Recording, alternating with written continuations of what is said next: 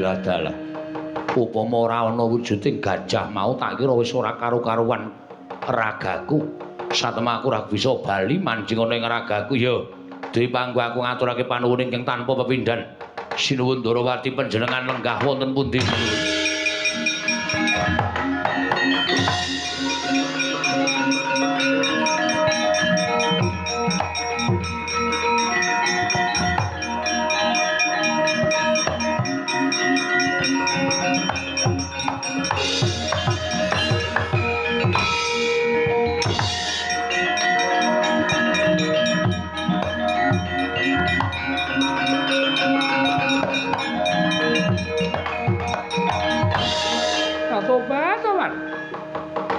Wujuding Dewi Panggul aku dadi mlebu jroning taman Batobat ngrusak pepasrening taman nabrak ya apa-apa. Gajah yen pancen kowe bisa tata jalma sakataning titas wantah. Kowe ngaku sapa jenengmu? Truk. Sapa jenenge Truk? Wis manut. Ah dhewe lungae mau do nganggo jenenge. Ha iya. Ayo takoni jenenge. Bambang. Bambang dengkulmu. Gajah kok jenenge Bambang ora. Wis karang. Ora seru-seru. Ya. Dewi Banowati, atobat, iso guneman, iso. Panjen aku diwenangake iso tata jalma sak tataning jalma wantah. Kowe takon karo aku. Aku gajah. Gajah alas. Gajah alas piye? Gajah Binggol. Gajah Binggolo. Kowe gajah Binggolo? Ya dasar para nyata. Kowe Banowati. Iya pancen aku Dewi Banowati, bojone Duryudana. Batu-batuan. Ngerti kowe? Ngerti wae, kena ndelok TV. Kowe bojone Duryudana. Iya pancen mengkono. Lah ngene Banowati, surumu apa? Sumurupa. Sumurupa. Pramtakon ning paman kene sayekti bakal ngadili karo kowe. Lho, batu-batuan. Aku kleru apa? Aku salah apa kok bakal mbok adili? Kowe ora salah ora kleru ning jane salahmu tok kendhit tok impit. Salahmu kuwi tok gembol.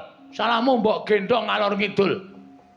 Lire piye dene kowe kandha kaya mangkono. Walah kowe iki rasa dadak sok kemersik. Sok suci kowe Banowati kowe.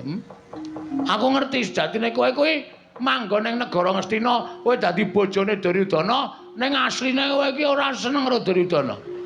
Kowe asline tresna karo Janaka, ha ta? Ora. Aku tak takon karo kowe. Kowe iki sebagai apa? Aku Prameswari. Ha, kene Prameswari.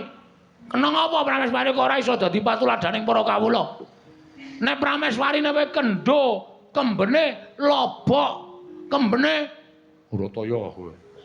Sing bener ya to, lobok kembene kendho tapi. Lobok kembene kendho tapi. Kuwi arep kepiye kahanane kawula utawa wangun manita sak negara Ngastina? Hah? Oh alah Banowati, kowe iki ayu, pancen ayu. Sapa nyawang kowe ora kepencut? Ning ayumu iki pupuran wisa. Ayumu iki racun. Ayumu iki pestisida. Pestisida barang. Meneng ta, Tru? Iya. Sapa sing kena kok ayumu kuwi bakal sirna margalayu. Wong wedok ora duwe tata, ora duwe etika. Anggep mawa kowe nang ngene terus kowe iki nang kene iki wis gleleng dawuh karo abdi-abdi. Abdimu kuwi derajate luwih dhuwur timbang kowe. Mergo abdimu ki arep mung derajate abdi ning ngenggoni le minangka dadi wanita ya wanita tenanan, wanudya tenanan. Ora kaya kowe Prameswari kok mrana mrene sambung karo wong lanang dudu bojone. Lakon apa kaya ngono kuwi? Penyakit to. Aku dadi ketegelan kowe. Rumangsamu kaya ora weruh karo tata. Ora dikandhani bapakmu kowe, ha. Ora dikandhani wong tuamu, Prabu sapa Tru? Salya. Ndara Janaka iki dadi bojone Wala Sembadra. Aku kowe kok ceniningan lho. Wong kok ora mikir. Kaya ngono kahananmu. Oh. Tru? Meneng wae. Terus. Dunek-uneke terus nganti mlayu. Banowati ayo mlayu, aja dijak. Ben kono mlayu dhewe. Udah ayo melayu.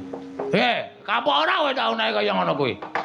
Kapok ora tau nek kaya ngono? Arep kowe landesan tresna, arep kowe landesan tetek bengek sing jeneng kowe tresnani Ndara Janaka anu Raden Janaka iki kleru. Kleru tetep kleru. Takono sapa wis tetep kleru. Arep macem-macem kok. Semangkean. Duryudana takon nggonggong apa? Hah? Minta wangun-wangun Duryudana. Apa piye? Oh, alah Banawati, Banawati. Ayu kok mung dienggo lelemeran. Ayu kok ning dienggo. Wah, menungsa macem apa kok. Ora wangun kowe manggon ning negara